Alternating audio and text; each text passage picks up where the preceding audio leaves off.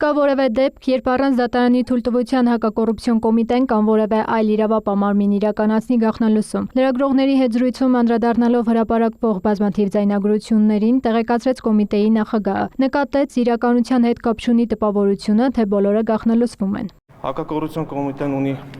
օպերատիվ ստորաբաժանումներ եւ այդ օպերատիվ ստորաբաժանումներում աշխատում են օպերատիվ աշխատակիցներ, ովքեր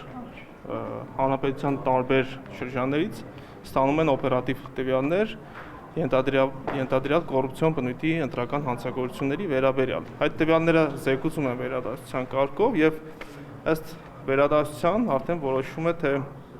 ինչ միջոցառումներ պետք է իրականացնեն, որպեսզի ստուգվեն օպերատիվ աշխատակցի կողմից ներկայացված տվյալները։ Հավաստիացնում եմ, որ մենք չունենք որևէ միջոցառում, այդ հրապարակված ձայնագրությունները, որ լսում եք, մենք չունենք որևէ դեպք, որտեղ առանց դատարանի թույլտվության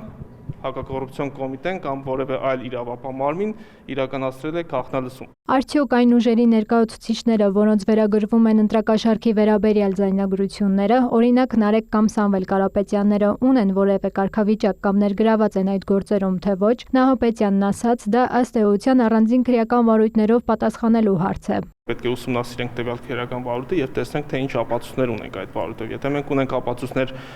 որևէ X քաղաքական ուժի ղեկավարության մասով, ապա բնականաբար այդ մասով կսկսվեն քրեաիրավական գործընթացներ եւ կգնանք քրեական հետապնդումների։ Նահապետյանի խոսքով քրեական վարույթների մեծ մասը նախաքննության փուլում են։ Մինչև այս պահը կոմիտեն աշխատել է թափանցիկ եւ եթե լինեն նոր զարգացումներ, հանրությունը պարբերաբար դրա մասին կտեղեկացվի։ Ընտրակաշառքների մասին ձայնագրությունների գործով քննության առարկա է դառնալու նաեւ հարցը, թե այդ անձանց ֆինանսավորումը որտեղից է ստացվել։ Այդ ուղղությամբ մենք ունենք մի շարք գործողություններ, որոնք կատարել ենք եւ շարունակում ենք կատարել եւ հուսամ մենք այս մասով եւս կունենանք նոր բացահայտումներ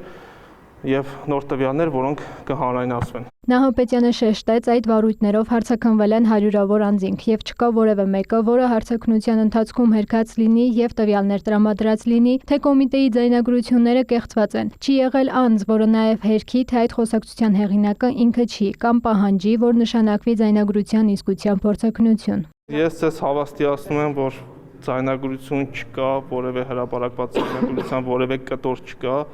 որը կոնտեքստից կտրված լինի, այսինքն հրապարակվել են ձայնագրությունների այն հատվածները ամբողջական, որը վերաբերելի է եղել որևէ քաղաքական ուժի, այսինքն տվյալները պարունակում, որ ինքը պատկանում է այս կամ այն քաղաքական ուժին եւ խոսակցությունը վերաբերվել է կոնկրետ ընտրակաշառքին։ Այսինքն մենք այդ ամեն ինչը ներողություն եմ խնդրում, մենք այդ ամեն ինչը վաղը մյուսօր բնականաբար ներկայացնելու ենք նաեւ դատարան։ Ըստ նրա 14 քրեական վարույթ 54 անձի վերաբերյալ արդեն իսկ ավարտվել եւ մեղադրական եզրակացությամբ հանձնվել է դատարան։ Մերի Խաչատրյան, Հովհաննես Քյոսեյան, լուրեր։